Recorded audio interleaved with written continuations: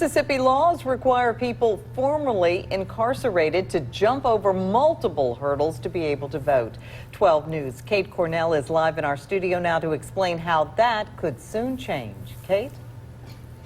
Melanie and Byron, there are 22 specific felonies only to be eligible for suffrage under two circumstances, and that's 2/3 approval of legislature or a gubernatorial pardon. But the Southern Poverty Law Center is working to reverse this.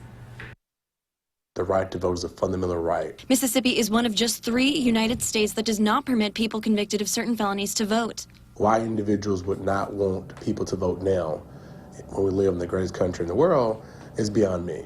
Members and supporters of the Southern Poverty Law Center gathered on Tuesday in New Orleans to voice concerns to the Fifth Circuit Court, overseeing Louisiana and Mississippi. You would push us down, but you can't stop us from getting back up. Jody Owens currently serves as the Southern Poverty Law Center of Jackson's managing attorney and will be the next Hinds County District Attorney. He says everybody deserves a second chance and will make this a priority when he is DA. When people have served their time, they deserve the opportunity to be functioning in society. Right now, there are 22 types of felonies that lead to the loss of voting rights. These are people who have completed their sentences, including probation and parole. They work, they pay taxes, they raise families, and they want to say. 6 former felons are suing to overturn the law, including Dennis Hopkins. He spoke at the rally about his mission. We're here to stand up and get our rights back because our voice needs to be heard.